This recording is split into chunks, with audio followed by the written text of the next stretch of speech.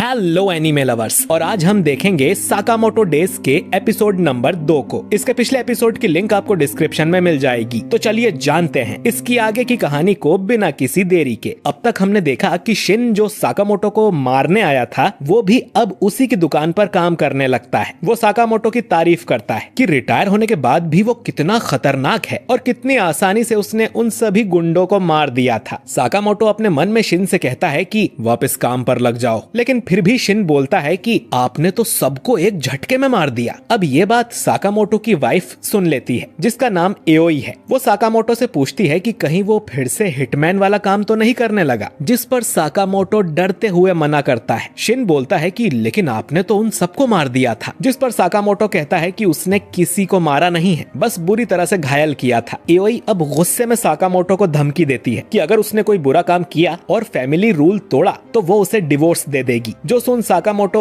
और ज्यादा डर जाता है। एओई के जाने के बाद शिन पूछता है कि ये फैमिली रूल क्या है, जिस पर साकामोटो उसे पेंसिल से मारने का सोचता है और बोलता है कि अपना मुंह बंद रखा करो। इसके बाद साकामोटो शिन को लेकर निकिता चाइना टाउन जाता है। उसे यहाँ से अपनी दुकान के लिए कुछ सामान लेना था, लेकिन शिन देखता है कि वो यहाँ इतनी दूर खाने के बंस लेने आया था जो कि उसकी फैमिली को बहुत पसंद है। शिन फिर से फैमिली रूल के बारे में पूछता है तो साकामोटो उसे मना कर देता है, और क्योंकि शिन माइंड रीड कर सकता है तो साकामोटो कभी उससे मुंह खोलकर बात ही नहीं करता, बल्कि अपने मन में ही उससे बात करता रहता है, जो चीज मुझे काफी फनी लगी। रास्ते में अचानक ही एक लड़की विंडो तोड़कर साकामोटो के ऊपर आ गिरती है, जिससे उसके बंस जमीन पर गिर जाते हैं। कुछ लोग इस लड़की के पीछे पड़े हुए थे, जिनसे वो लड़ने को तैयार हो जाती है। इस लड़की का नाम है मिस्ट्री गर्ल लू शाओटैंग। शिन साकामोटो से कहता है कि हमें यहाँ से निकल लेना चाहिए, लेकिन साकामोटो अब भी अपने बंस को लेकर बैठा था जो खराब हो गए हैं। वो गुंडे अब लू पर अटैक करते हैं, लेकिन लू अकेले ही उन सब की पिटाई लगा देती है और शिन देखता है कि वो ताइची मार्शल आर्ट्स यूज कर रही थी। एक टकला आदमी अब लू को पीछे से पकड़ लेता है और बाकी गुंडे उसे चाकू मारने लगते हैं, लेकिन साकामोटो अपने चमचे से उस चाकू को पकड़कर तोड़ देता है और फिर एक मुक्के में उसे सुला देता है। शिन भी उस टकले आदमी के सिर पे ईंट मारकर उसे सुला देता है। एक आदमी के पास गन थी तो उसे लू ही पीट देती है, लेकिन फिर यहाँ और भी ज्यादा गुंडे आ जाते हैं और उन्हें लगता है कि लू अपनी गैंग के साथ है। साकामोटो अब लू को उठाकर भागने लगता है और वो गुंडे उन्हें पकड़ नहीं पाते। वो गुंडे अपने बॉस को जाके बताते हैं कि वो लड़की भाग गई और इस काम में 2 आदमी भी उसकी मदद कर रहे थे। इनका बॉस कहता है कि हमने उस लड़की को ढूंढने के चक्कर में उसकी पूरी क्लैन को मार दिया है और फिर भी तुमने उसे खो दिया। वो आदमी बॉस से माफी मांगता है, लेकिन तभी एक आदमी पीछे से आकर उसकी गर्दन काट देता है और अपने भाई से कहता है कि ये देखो, ये अब भी सांस लेने की कोशिश कर रहा है। इनके नाम है सोनही और बाचो। ये दोनों भाई थे और दोनों ही तबाही थे। बॉस इन दोनों से कहता है कि उस लड़की के पास एक चाबी है जो इन्हें चाहिए। अगर इनके हाथ वो चाबी लग गई तो ये पूरे ब्लैक मार्केट पर राज करेंगे, तो इन्हें किसी भी कीमत पर उस लड़की को ढूंढना ही होगा और इनके रास्ते में कोई भी आए उसे खत्म कर दो। इधर शिन को पता चलता है कि ये लड़की एक माफिया फैमिली की बेटी है और उस फैमिली का नाम लू क्लैन है, और वो गुंडे लू के पास जो चाबी है उसके पीछे पड़े हुए हैं। ये चाबी उनकी क्लैन की एक हिडन वॉल्ट की है जो लू को उसके पेरेंट्स ने दी थी। शिन कहता है कि इस चाबी को तुम फेंक क्यों नहीं देती, ये उसकी जान से ज्यादा कीमती है क्या? लू कहती है कि उसके मॉम और डैड इस चाबी को प्रोटेक्ट करने में मारे गए हैं, तो अगर ये चाबी उसने गुंडों को दे दी तो ये ऊपर जाकर अपने पेरेंट्स को क्या मुंह दिखाएगी? लू कहती है कि ये तुम लोगों की प्रॉब्लम नहीं है और वो यहाँ से जाने लगती है। साकामोटो अब लू से पूछता है कि क्या उसे बंस बनाने आते हैं? लू कहती है कि डैड ने उसे सिखाया था। शिन साकामोटो से कहता है कि हमें इस झमेले में नहीं पड़ना चाहिए, ये लड़की उसे ठीक नहीं लग रही। साकामोटो कहता है कि आज की शॉपिंग यहीं कैंसिल करते हैं, हमें इस लड़की को प्रोटेक्ट करना है और अगर ये जिंदा घर पहुंच गए तो लू को इनके लिए बंस बनाने होंगे। लू कुछ बोल पाती उससे पहले ही बाचो वहां आके साकामोटो के मुंह पर जोर से लात मारता है, जिससे वो एक बिल्डिंग के अंदर जा गिरता है। ये लोग बातें कर रहे थे और इतनी देर में ही ये दोनों गुंडे यहाँ आ गए। लू शिन को बताती है कि ये दोनों जुड़वा भाई हैं और हिटमैन हैं। ये बहुत ज्यादा पैसे चार्ज करते हैं, लेकिन कभी अपने टारगेट को जिंदा नहीं छोड़ते। ये सीरियल किलर्स हैं जिन्हें लोगों को मारने में मजा आता है। ये लोग सनकी हैं और अपने विक्टिम्स का सिर काट के उनका स्केच बनाना इनकी हॉबी है। बाचो ये सुनकर बोलता है कि हम तो फेमस हो गए,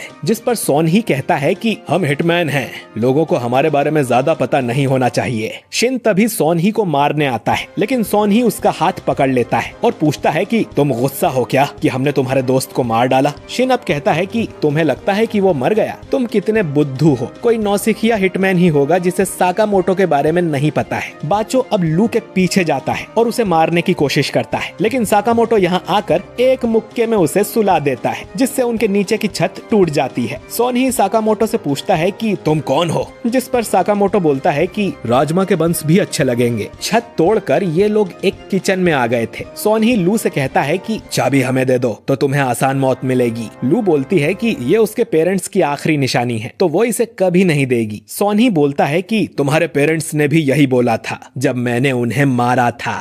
ये सुन लू गुस्से में इन पर अटैक करने जाती है, लेकिन साकामोटो उसे खींचकर पीछे कर देता है। शिन लू को समझाता है कि उसे गुस्से में फैसले नहीं लेने चाहिए। लू कहती है कि उस वॉल्ट में उसके परिवार का सब कुछ है, जिसके लिए इन कमीनों ने उसके पेरेंट्स को मार दिया था। सोन ही अब लू पर एक कुनाई फेंक कर मारता है, लेकिन साकामोटो उसे पकड़ लेता है। सोन ही साकामोटो से कहता है कि हमारे काम में टांग मत अड़ाओ। वहीं लू को समझ नहीं आता कि उसे बचाने के लिए साकामोटो अपनी जान जोखिम में क्यों डाल रहा है। इसके बाद हम एक फ्लैशबैक देखते हैं, जिसमें साकामोटो एओई के लिए गिफ्ट लेकर जाता है, लेकिन उसके चेहरे पर खून लगा हुआ था। एओई समझ जाती है कि वो किसी का खून करके आ रहा है और उसे यह खून की कमाई वाला गिफ्ट भी नहीं चाहिए। एओई कहती है कि अगर वो अपने बुरे काम नहीं छोड़ सकता तो वो दोनों साथ भी नहीं रह सकते। इतना कह के एओई छत से नीचे कूद जाती है। साकामोटो भी कूदकर उसे पकड़ लेता है और दोनों नीचे बर्फ पे जाके गिरते हैं, जिससे उन्हें चोट नहीं आती। एओई कहती है कि अगर मैं मर जाती तो तुम मुझे मिस करते, इसीलिए तुम भी कूद पड़े। इस फीलिंग को ही प्यार कहते हैं। एओई अब साकामोटो से प्रॉमिस लेती है कि अब से वो किसी को नहीं मारेगा, यही उनका रूल होगा। और अब तक उसने जितने भी पाप किए हैं उनकी भरपाई करने के लिए वो अपनी पूरी जिंदगी लोगों की जान बचाएगा। शिन भी साकामोटो के माइंड में ये फ्लैशबैक देख लेता है और समझ जाता है कि उनका फैमिली रूल यही था कि वो किसी को जान से नहीं मार सकता। वो दोनों भाई अब साकामोटो पर हमला कर देते हैं और साकामोटो उनसे करछी और चम्मच से ही लड़ने लगता है और ये दोनों उसका बाल भी बांका नहीं कर पाते। वो दोनों अब अपनी कास्ट आयरन टेक्निक से एक साथ साकामोटो पर हमला करते हैं और उसे काटने की कोशिश करते हैं, लेकिन साकामोटो उन सभी अटैक्स को डॉज कर देता है, बल्कि उसकी एक नस खिंच जाती है, जिस पर शिन बैंडेड लगा देता है। सोन ही सोचता है कि उनके इस अटैक से आज तक कोई नहीं बच पाया है, फिर इतना बड़ा होने के बाद भी साकामोटो पर एक खरोच भी कैसे नहीं आई। इसके बाद ये अपनी और खतरनाक टेक्निक यूज करने का सोचते हैं, लेकिन साकामोटो बाचो के सिर पे एक बर्तन दे मारता है और सोन ही का हथियार तोड़ देता है। सोन ही अब साकामोटो को छोड़कर लू की तरफ जाता है, लेकिन शिन उसका दिमाग पढ़कर उसे पीछे खींच लेता है और फिर साकामोटो उसके सिर पे फ्रिज दे मारता है और दोनों भाई की बत्ती गुल हो जाती है, जिन्हें शिन एक रस्सी से बांध देता है। लू पूछती है कि आखिर तुम दोनों हो कौन, जिस पर साकामोटो कहता है कि हम एक दुकान पर काम करते हैं। इधर बॉस गुस्सा हो रहा था, ये सोन ही और बाचो कहाँ रह गए। वो खजाने से भरा वॉल्ट उसके सामने ही था, लेकिन उसे खोलने के लिए उसे चाबी चाहिए। तभी साकामोटो और शिन बाचो और सोन ही को लेकर यहाँ आ जाते हैं। बॉस को समझ नहीं आता कि ये दोनों अंदर कैसे आ गए। तभी लू पीछे से आकर बॉस की गर्दन पे चाकू रख देती है, जिसे देख बॉस रोते हुए माफी मांगने लगता है। अब लू उसे जान से तो नहीं मारती, लेकिन उसकी बुरी तरह से धुलाई कर देती है और बोलती है कि हर बात पे लोगों को मारना ही जरूरी नहीं होता, हमें पास्ट भुलाकर एक हैप्पी लाइफ जीना चाहिए, ऐसा उसके डैड कहा करते थे। इसके बाद लू उस चाबी से वॉल्ट को ओपन करती है। उसमें खजाना पड़ा हुआ था, लेकिन साथ में कुछ किताबें, सीडी और खिलौने भी रखे हुए थे। एक किताब में लिखा हुआ था कि लू क्लैन का जो हेड होगा उसे अपना सबसे कीमती आइटम यहाँ रखना पड़ेगा। तो अलग अलग हेड ने अलग अलग आइटम यहाँ रखे हुए थे। लू के डैड ने एक ड्रिंक छोड़ी हुई थी, जो वो लू के बड़े होने पर उसके साथ पीना चाहता था। इसके बाद साकामोटो अपने बंस निकालता है, जो उसने अभी तक रखे हुए थे। ये कुचले गए थे, लेकिन अब भी स्वादिष्ट लग रहे थे और तीनों उन्हें खाने लगते हैं। अगले दिन से लू भी साकामोटो के यहाँ काम करने लगती है। वो यहाँ पर पोर्क बन बनाया करेगी। शिन बोलता है कि तुम्हारे पास तो इतना बड़ा खजाना है, जिस पर लू कहती है कि वो अपनी खानदानी चीजों का यूज थोड़ी करेगी। साकामोटो शिन से कहता है कि अब वो भी उसकी फैमिली का हिस्सा बन गया है, तो उसे भी फैमिली रूल को फॉलो करना पड़ेगा कि वो किसी को जान से नहीं मारेंगे। दूसरी तरफ हम एक मीटिंग देखते हैं, जिसमें हमें पता चलता है कि साकामोटो के सिर पे इनाम रखा हुआ है। जो भी उसको मारेगा उसे पूरे 1